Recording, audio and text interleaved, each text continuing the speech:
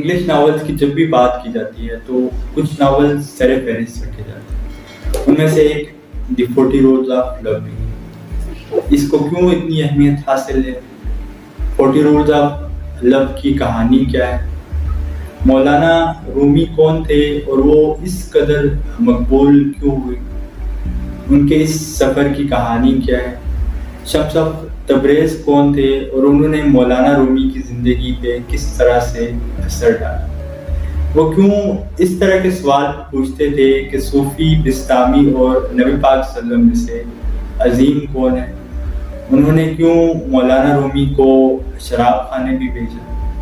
انہوں نے کس طرح سے مولانا رومی کی زندگی پہ اتنا اثر ڈالا کہ مولانا رومی ایک مولانا کے مقام سے ہوتے ہوئے اس قدر مقبول ہوئے کہ آج جب بھی محبت کی بات آتی ہے، جب بھی صوفیزم کی بات آتی ہے تو سب سے پہلے ایک مولانا رومی کا نام آتا ہے. یہی سب آج ہم دیکھیں گے.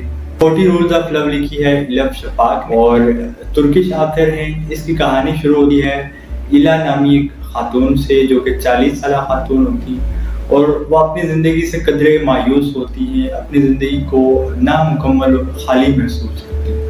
اس کے بعد وہ ایک جاب سٹارٹ کرتی ہیں بک ریویو کا، اور اس میں ایک ناول ان کے پاس آتا ہے دی سویٹ بلیسفیمی، جس کو لکھا ہے اے زہرا. وہ ناول ایلا کی زندگی کو مکمل طور پہ چینج کرتا اور اس ناول کی ایک ایک ورڈ ایلا کی زندگی پہ اثر ڈالتا. وہ novel basically Shams of Tabriz اور مولانا رومی کی کہانی ہوتی ہے اور ان کے بیچ کے جتنے بھی مراحل ہوتے ہیں اس میں وہ بیان کیا گیا ہے، اور جو رولز آف لو ہیں، محبت کے اصول ہیں، وہ بتائے گئے ہیں. تو اس ناول میں بیسیکلی 2 سٹوریز پیرالل چل رہی تھی. ایک 13ویں صدی کی مولانا رومی اور شمس آف تبریز کی، اور دوسری کہانی ہوتی ہے ایلا اور اے عزیز کی، جو بک کے آتھر ہوتے ہیں، اور ان کے درمیان پھر لیٹرز ایکسچینج ہوتے ہیں، خطوط کا تبادلہ ہوتا ہے اور وہ پھر ایک دوسرے سے ملتے ہیں. اور ایلا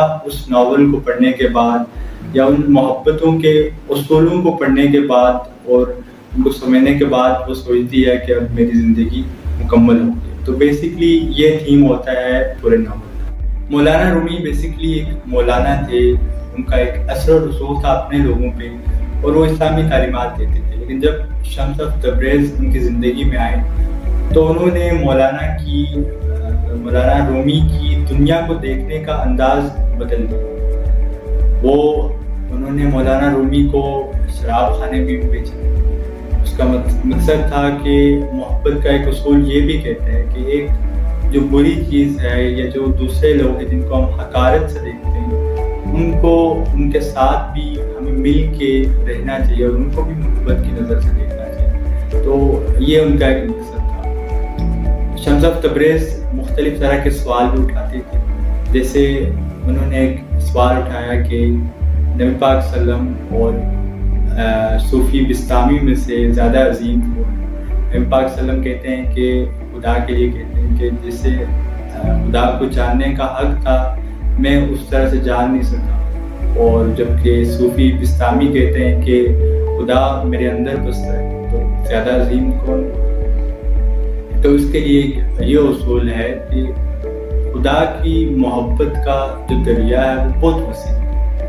وہ ہم پہ منحصر کرتا ہے کہ ہم جس چیز میں خدا کی محبت لے رہے ہیں وہ پیمانہ کتنا بڑا ہے، ہمارے اندر پیاس کتنی زیادہ ہے. اور نبی پاک صلی اللہ علیہ وسلم کے اندر جو خدا کی محبت کی پیاس تھی وہ اس قدر تھی کہ اتنی محبت ہونے کے باوجود بھی وہ کہتے تھے کہ میں جو حق تھا اس حق کے مطابق خدا کو جان نہیں سکا. 40 rules of love international best seller novel ہے، اور اگر آپ نے ابھی تک اس کو نہیں پڑھا تو آپ اس کو ایک دفعہ ضرور پڑھیں. اس کا ایک ایک رول، ایک ایک ورڈ بہت ڈیپ میننگ رکھتا ہے اور انسان کی سوچنے کو، نظریے کو تبدیل کر دیتا ہے. اور اس کے اندر جب وہ پڑھتا ہے، جب سمجھتا ہے تو ایک کمپلیٹنس نظر آتی ہے، فلفلمنٹ نظر آتی ہے. اس ناول کو ایک دفعہ ضرور پڑھیں.